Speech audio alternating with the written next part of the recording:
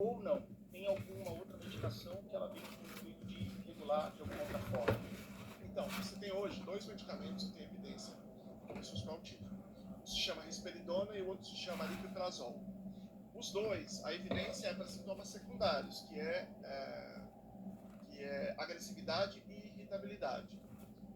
Em tese, poderia ter para o próprio autismo, para os núcleos de sintomas, né? Se funcionar, funcionou. O problema é justamente como você falou, você tem diferentes processos químicos, biológicos, bioquímicos, que produzem esses desfechos. Então é improvável que o seu remédio vá ter uma evidência para um grupo grande. Você tem vários remédios que tentaram nos últimos anos, né? Por exemplo, agora recentemente nós tivemos um chamado Balovaptan, que estava todo mundo muito animado, porque os estudos originais tinham sido muito promissores. Você tem a bumetanida, que também os estudos iniciais tinham sido muito promissores e falhou. Você tem a ocitocina, a mesma coisa, e muitos outros. Minociclina, muitos outros. De modo que, ao que parece, é muito difícil você ter um remédio que vai funcionar. É mais provável que, daqui por diante, os estudos eles vão selecionar algum tipo de variação genética ou um conjunto de processos bioquímicos para poder selecionar qual é o público-alvo, porque a ideia de fazer para o autismo, de modo geral, tem cada vez mais entrado em declínio, essa ideia. Selma, o que eu tenho percebido ultimamente é que o autismo ele tem as suas complexidades que eu, sem querer comparar, já comparando, eu acredito que ele tem minúcias, talvez em mais quantidade do que alguns outros transtornos, tá? E lógico, nós temos 3 grandes níveis, né, que é o nível de suporte 2 e 3, né, que é essa divisão básica, digamos assim, apesar de que todo mundo é um imenso degradê, tá, se a gente tem sintomas. Mas, vamos falar uma coisa aqui, com relação ao tratamento. Eu já vi pessoas falando a respeito de pseudociências, eu já vi pessoas falando a respeito de CBD, eu já vi psiquiatra falando que isso é um absurdo, que não tem evidência científica nenhuma, outros dizendo que já tem evidências avançadas. E aí eu me coloco às vezes no papel do pai que descobre o seu filho autista, nível 1, 2 ou 3, e se vê preocupado, eu vou dar remédio, vou fazer isso, vou fazer aquilo. É muita informação, às vezes, desencontrada na internet. O que você acha que o pai ele pode fazer para que ele tenha um pouco mais de segurança com relação à intervenção medicamentosa, não apenas nas terapias, que é o ABA e tudo mais? Eu acho que essa é uma pergunta muito difícil. Eu sempre conto essa história.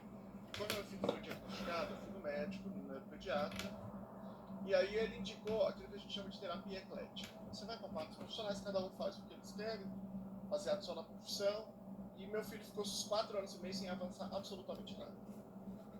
E aí quando a gente fez a intervenção correta, ele já estava muito mais velho, então já tinha perda de neuroplasticidade assim, absurda, né? Mas o que eu quero dizer já tinha naquela altura vários estudos mostrando que tratamento eclético ficar em casa é equivalente.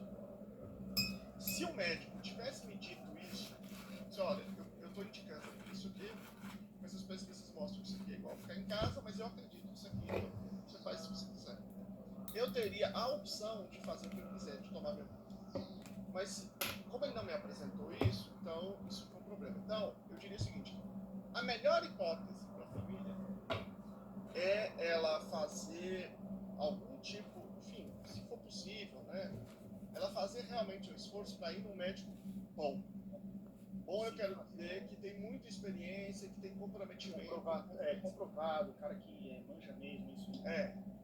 Isso é difícil, porque às vezes alguém fala que alguém é muito bom e alguém é péssimo, mas, enfim, eu acho que esse é o caminho. Como é que você faz para entender? Eu acho que hoje as redes sociais permitem que você acompanhe várias pessoas, vai acompanhando, vai entendendo, vai vendo a coerência da fala das pessoas, vai talvez até, dependendo de quem foi esse pai, qual foi o background dele, até entendendo se o que ele está falando é consistente com os estudos, para você entender quem é quem.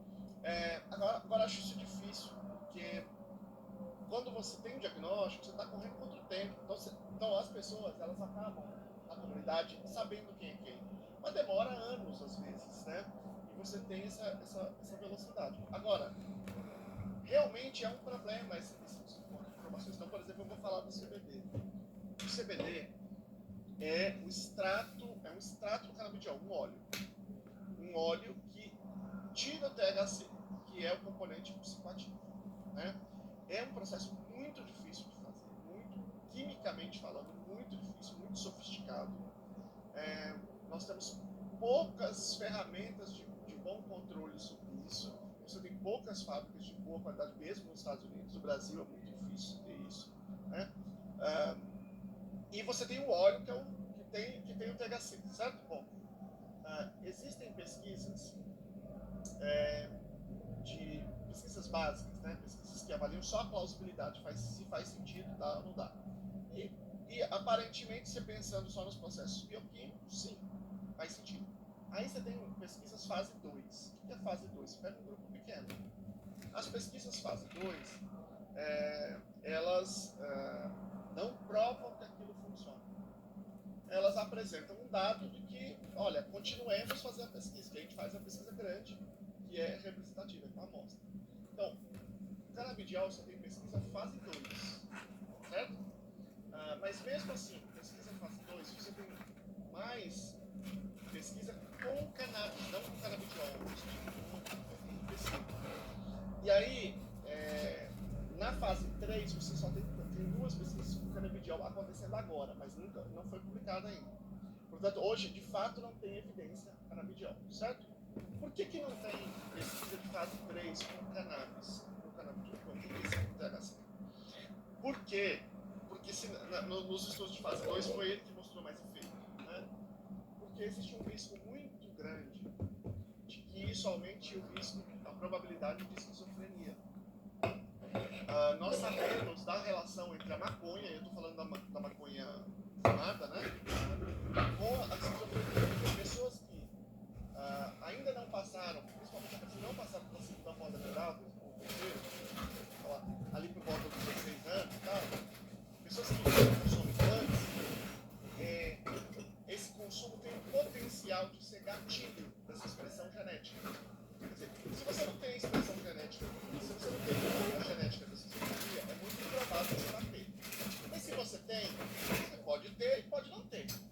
Aí você tem os fatores que são gatilho. Se você vive numa casa que é muita briga, muita confusão, é muito estressante, você aumenta a probabilidade de exprimir, de ter expressão genética. É isso. E se você fumar maconha também.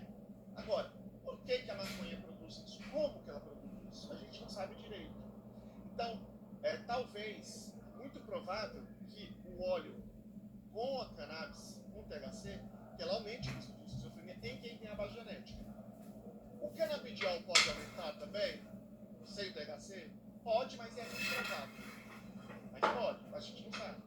Bom, indivíduos autistas têm probabilidade de base genética ligada à esquizofrenia 6 vezes maior do que a população com desenvolvimento tipo. Porque existe uma superposição genética muito relevante com a esquizofrenia. Então, de um modo geral, se tem sido muito reticente em relação ao óleo com o THC, que é o que normalmente se vende, tá? A maioria das vezes é com o THC. Às vezes a pessoa até fala que é canabidiol puro, mas normalmente não é. Mas na verdade, se eu olhar, não é, né? Porque são laboratórios que fazem sofisticação. Então, mesmo se for canabidiol puro, pode ser que aumente o risco, mas é improvável. Mas com o THC é muito provável. Então, é assim, o canabidiol deve sair de 2 grandes pesquisas. Eu acho que elas vão produzir evidência para alguma coisa, mas eu acho que mínima, e para algumas coisinhas, e para algumas pessoas. E aí, toda vez que você aprova o remédio, você aprova na fase 3, depois da fase 3, começa a fase 4, que é a fase de farmacovigilância. E aí você vai acompanhando os efeitos de longo prazo daquilo. E aí talvez no futuro a gente tenha algum outro tipo de dado que a gente possa rever isso. Mas, com anos de uso, né? Com anos de uso, Mas hoje esse é o dado que a gente tem. De fato, hoje não tem evidência ao uso do canabidiol.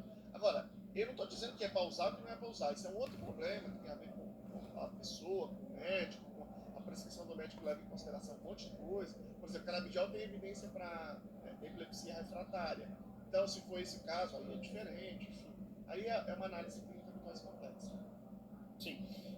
Eu realmente vi também, eu já recebi no meu podcast há um tempo atrás, o Norberto Fischer, eu esqueci o nome da doença que acometeu a filha dele. Me desculpa, Norberto, se você estiver assistindo. Ela tinha uma condição rara onde ela começou a atrofiar os seus músculos e até perder movimento. Né? Ela foi meio que ao longo, é muito raro mesmo, não sei quantos milhões de pessoas tem. E aí ela fez um tratamento pioneiro na época, muitos anos atrás, se hoje ainda é meio tabu, mas há 20, 30 anos atrás, cara de óbito. Então ela fez lá o tratamento, utilizou, eu não sei exatamente se é o THC ou não, realmente me falha a memória agora, mas ela teve ótimos resultados. Ótimos, tipo assim, em uma semana ela estava começando a se expressar, coisa que ela nunca tinha feito numa janela de não sei quantos anos. Então o pai ficou extremamente maravilhado e dedicou a vida ao tratamento e a pesquisa nisso daí.